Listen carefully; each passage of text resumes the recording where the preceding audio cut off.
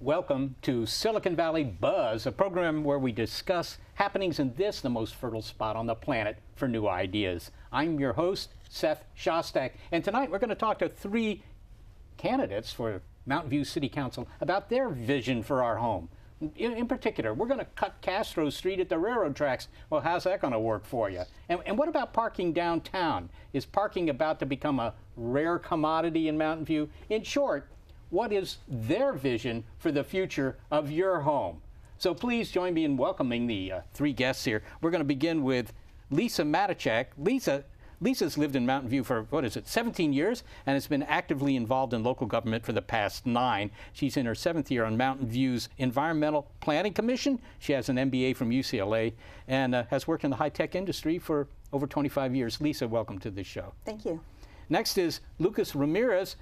Lucas is the chair of the Mountain View Human Relations Commission, a member of the VTA Citizens Advisory Committee there, a former member of the League of Women Voters Local Government Observation Corps. That probably doesn't fit on a business card, and he's assigned to the Mountain View City Council meetings, and a lifelong city resident. Lucas, welcome to the show. Thank you.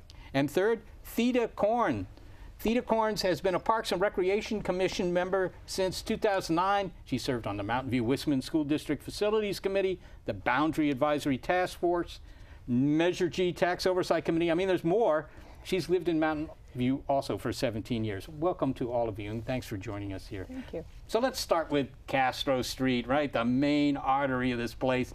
We're going to chop it in two. It's going to stop at the Caltrain tracks that was decided on June 22nd, I believe, right? The council voted to decapitate Castro. Thida, what's this going to happen? What's this going to do? Is this going to back up traffic up against the railroad tracks? Is it going to be sheet metal city there? What's the deal? Just to get things out of the way, I have a disability, so if I move differently, that's just my disability. Okay. I'm not having a heart attack because I'm on TV. Well, that's good to hear. Yeah. So basically, there have been some I guess incorrect information that went out that really, I think, freaked out the business community. I saw a post on Facebook the day of is Castro going to be closed to cars?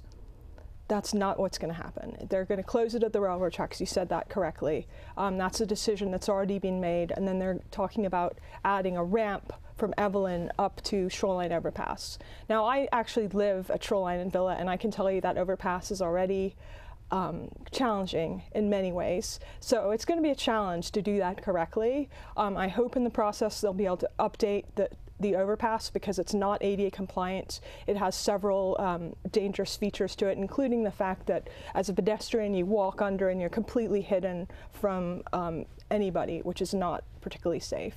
I think that basically we need to work more closely with businesses because first of all they didn't understand what the question was because I think well-meaning used the word grade separation and they didn't know that meant closing Castro at the tracks.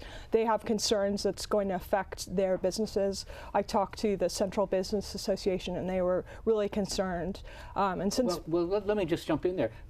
When you say grade separation, typically when you say that about a railroad, what that means is that the road and the railroad are not at the same level. Yes. I mean, one alternative was to simply tunnel Castro Street underneath the tracks. Yes. And that isn't being done. I mean, what's the consideration there? I suppose it's more expensive. Well, it would also create a trench. So you would have a trench, like if you say you and I are across the table, Castro would be split in half with a big trench in the middle. So that's why that's not a favored option. That would completely change the whole walkability and nature of Castro Street. Lisa, you were about to say something. Yeah, so the trench is a significant change to that area. And it didn't seem like there was a lot of support for that, which is understandable. I do think the Central Business Association and the Chamber of Commerce have raised some interesting points. And they said that they did have some alternatives that perhaps should be looked at. And because a decision hasn't been made, that's just the direction being explored. And so I think it is worthwhile to listen to the business community and take a look at the options that they'd like to put forth. So is that serious? I mean, are they just simply saying, look, don't touch anything for as long as possible? I do believe they have some ideas. So I think they are serious, that they have some options that should be explored. What about Evelyn? Will Evelyn become a through street, do you know? Yeah, the intention is to connect Evelyn across Castro Street, and that was true, I think, with either alternative. But so the grade separation component does exist. With alternative 4, the closing Castro at the tracks to vehicular traffic does include a bicycle pedestrian bridge, under, I believe, the tracks, and then as Thida had mentioned, a tunnel. A ramp from Evelyn connecting up to Shoreline as a way to help divert traffic away from Villa, since I think the preliminary traffic analysis that has been done showed that most of the traffic that would otherwise have gone across the tracks would be diverted from the Shoreline side. Well, does that address what to me is an obvious problem? If you live north of Central Expressway, or north of the railroad, let's put it that way, right? And you want to catch the train, right now you would come in, you make a turn at Castro, cross the tracks, find parking, whatever it is.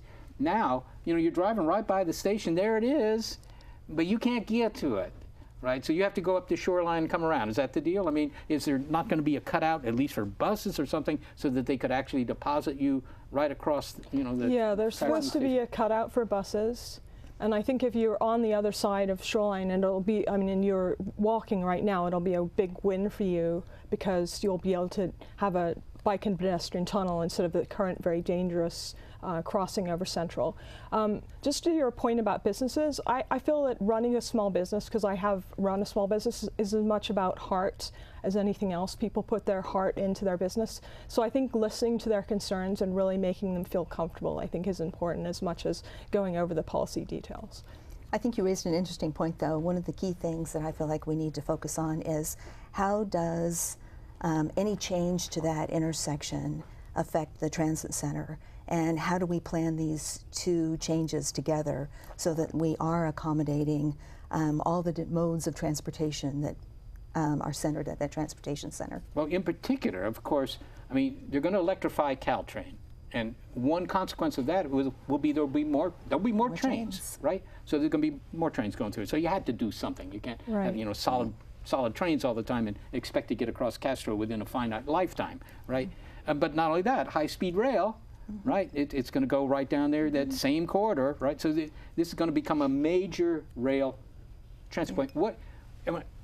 You had to do something, right? That's clear. But you say that the decision has not actually been made yet. What has been decided is that we're going to explore the alternative that the City Council thought was the best alternative at this time. But as I said, I do think it's worth listening to the businesses and find out what their alternatives are and look at those as well.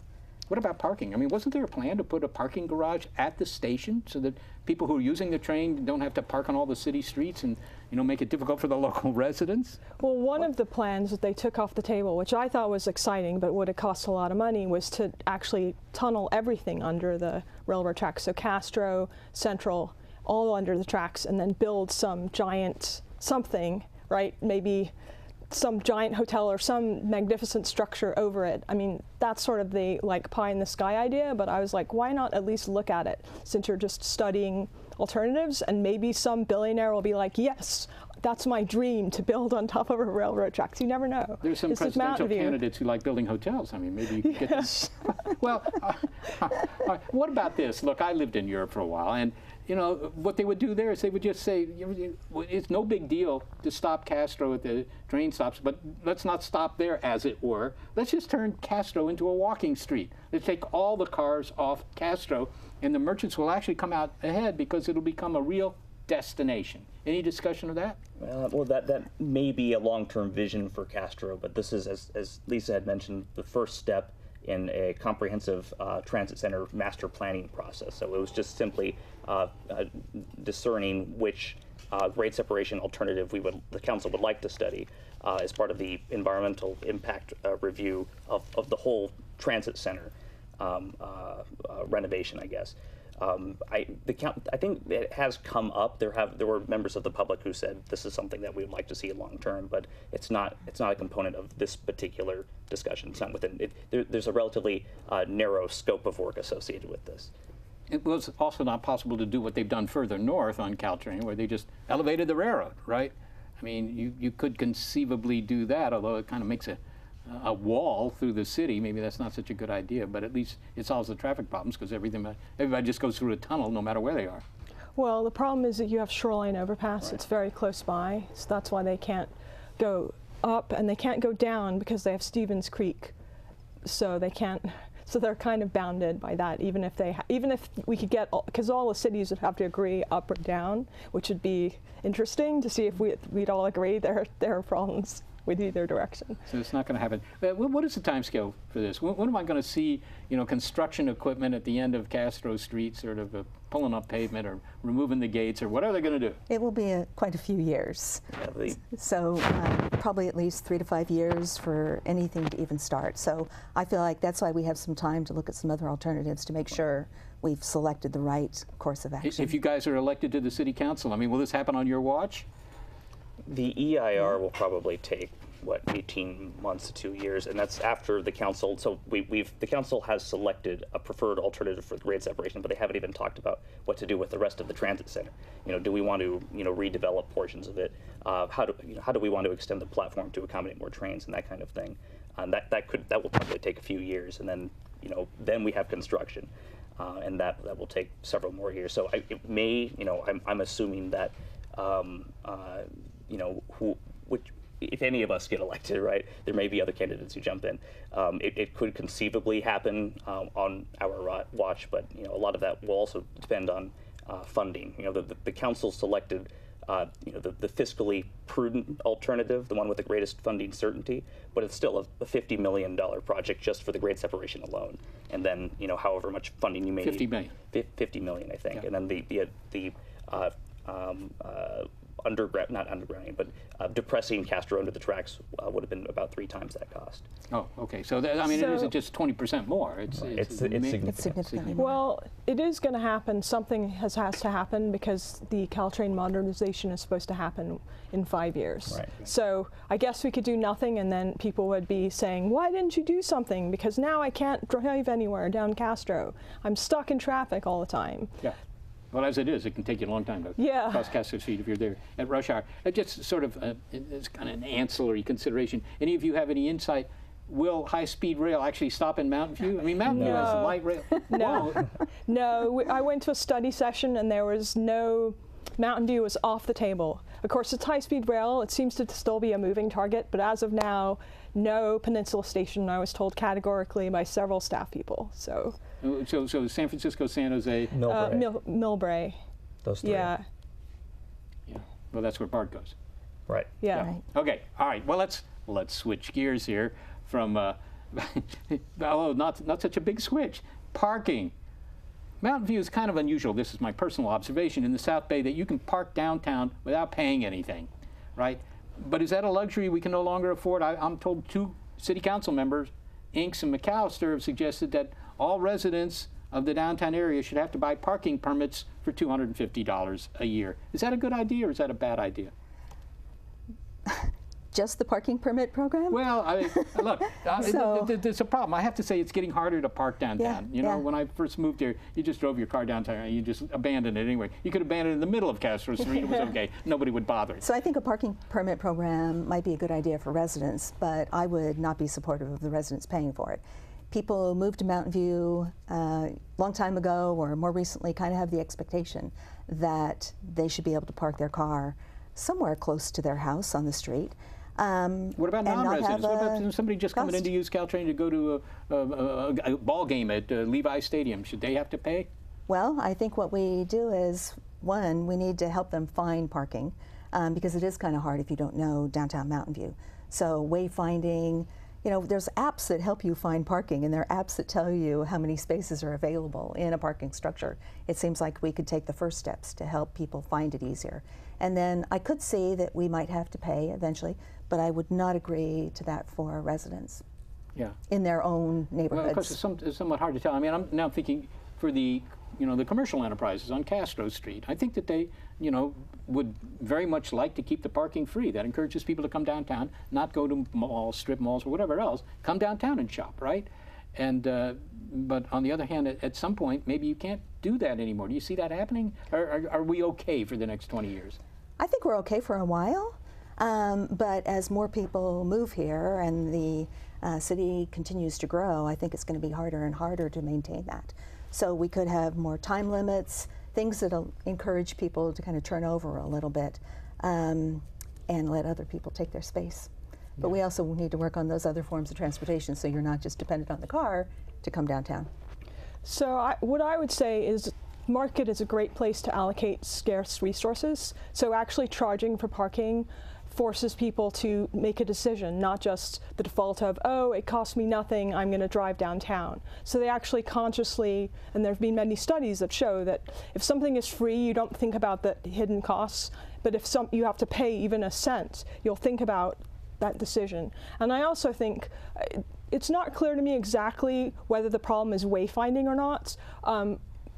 You know, there's this massive program to pay for parking with the game days, right? And they said there would be 500 or 600 people who would want to park. Well, that didn't materialize. And I've heard from people they don't know where parking is. Like you know, the CVS parking lot, which doesn't have a name. I'm not supposed to call it CVS, but I don't know what its name is. It should have a name like Pat Figueroa Garage or something. It does, anyway, there's parking way at the top. And when I had gone there, in fact, we had an amazing race thing there, and it was completely empty. So maybe people just don't know that they can drive all the way up to this garage, or they don't even know this garage exists. Because our garages are well hidden, which is nice, but you may only know that there are surface lots in Mountain View. But if you have to pay, by golly, you're going to try and find that space. You're going to go around, and especially if your app says, this is your space, go here, you're going to go right there. And I hope that people would be willing to pay for the convenience.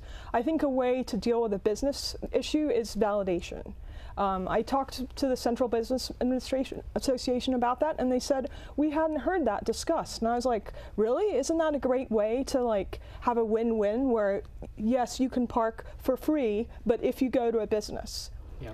Okay, I understand. I'm thinking two things here in terms of, you know, looking at the long-term picture. And when I say long-term, I'm talking 10, 20 years, something like that. One, if we get self-driving cars, maybe a lot of the problem goes away because you don't have to park your car, right? It goes and does something else while it goes shopping while you're, you know, wherever you've gone. But the second thing is maybe improving sort of intra-city transit. There's certainly been efforts to do that. We have some effort to get people on bicycles, or we just have, you know, maybe light rail out to North Bayshore, to Google, whatever, that we do something about transit, you know, within the cities, not just up and down the peninsula. And I don't know what's going to happen there. I haven't seen a whole lot of initiatives. What I do see is that, for example, there was a report about buses that go from Foothill all the way to Google or something like that. And there are like 4 people on it during rush hour, right? It's essentially non-used. And is this just attitudinal? Is it poor service? What's the deal? Why can't people, you know, do something other than drive your cars around? Well, sorry, go ahead. We may be able to learn from Palo Alto in the context of downtown. Palo Alto did a comprehensive parking needs assessment and uncovered some very valuable data. So the employees, for instance, and how they get to downtown in Palo Alto will vary depending on the kind of work they do. So 31% of the employee base includes retail, restaurant, and hospitality workers, and approximately 75% of them drive alone to work. And in contrast, tech workers, which represent roughly 39% of the employee base, have a much lower drive alone rate, 33% drive alone, and a significantly higher proportion take Caltrain or ride a bike or walk. And it may be valuable, I think, to determine how employees in Mountain View's downtown get to their place of employment. And I would imagine that the numbers would be comparable. And if they are, then finding ways to provide an alternative means of transportation to service workers, especially. If 75% of them are driving alone, then maybe there's a way we can determine. There may be a generational gap here, because I have to say 30 years ago, if you were an advocate for public transit, you were not amongst the majority, right? Nobody wanted to do that. They wanted to drive. They loved having their fuzzy dice hanging from the rear view mirror and drive their machine into town or everywhere else, right? That's what they wanted to do. But I have to say, and it's just an impression, of course, but if I talk to millennials, they're not that keen on driving their cars around. And somebody pointed out to me, you know what it is? It's their cell phones. They want to be looking at their cell phone, texting, or whatever it is they're doing, and they can do that on a bus or a train or a trolley, and they can't do that if they have to drive too, or at least they sure shouldn't. So it sounds to me that the time is ripe to take advantage of this attitudinal change, that you don't have to drive a car to be cool. Yeah, I really think so. Actually, I should say that I co-founded a nonprofit called Great Streets Mountain View. We have a sister organization called Safe Mountain View, and we really believe that more people would bike or walk. Outside of downtown Mountain View, walking can be pretty bleak. And yes, we have a lot of bike paths, but they're not connected, and a lot of them really aren't safe for the less skilled rider. My husband, who bikes to Menlo Park, is quite happy to bike along Shoreline Boulevard. My son, who's 11, he bikes on the sidewalk on Shoreline Boulevard. I just don't feel comfortable with him biking next to 35-mile-an-hour traffic, and we have a lot of bike lanes like that.